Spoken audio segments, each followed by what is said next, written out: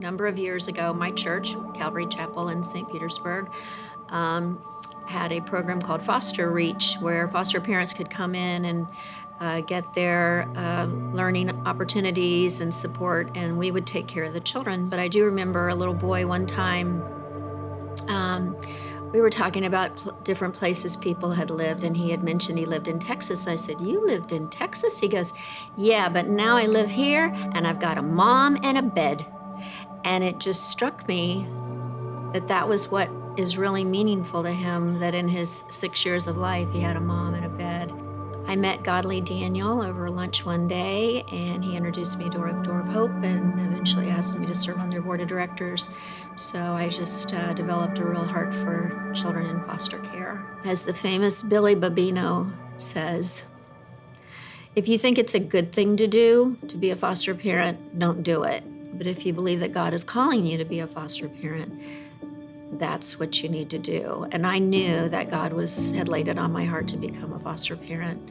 I lost my husband. I was living alone. One day I was walking down the hallway and I looked in the guest room, which wasn't usually, I don't have a lot of guests. And God just said, "What are you doing? You have a bed. You know the need, and you need to be a foster parent." For the last number of years, God has kind of spoken repeatedly to me about, are you going to build my kingdom or your kingdom? And he especially was clear about that when I was facing retirement, where everybody's so excited. You can travel, you can sleep in, you can read. And God said clearly, you're going to build your kingdom or my kingdom. And I saw being a part of building his kingdom as becoming a foster parent.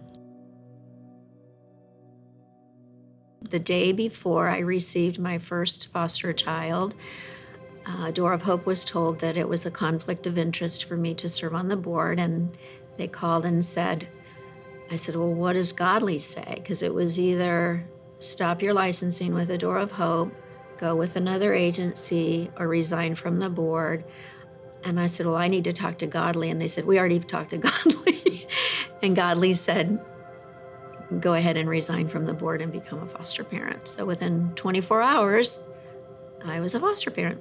I can't say enough about a Door of Hope and the way they support you. And when people say the system is broken, it's really broken. But you can always depend on a Door of Hope. They're always there. They never drop the ball. And so they really do offer support. They don't just get you licensed and say, go with God. They are there for you.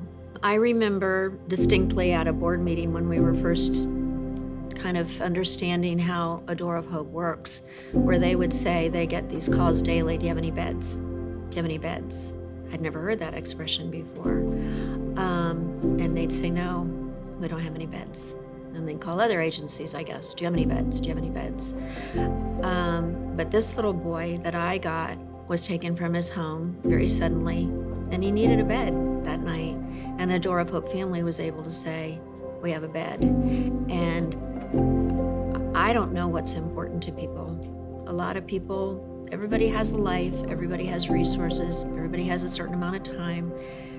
But I wonder what's more important when there's a child that needs a bed and they have to go back and say, "We don't have beds." The most eye-opening thing to me in having this little boy in my home and in my life was I'm gonna get emotional. I never knew what God needed to do in me by bringing this child into my life. And you can become a little self-absorbed when you're living alone and it's your schedule and it's your time. But he woke up happy every day. He went to bed happy every night. I just wasn't prepared for how good that was for me, how good that connection was for me every day. He said to me one day, "I could just hug you all day."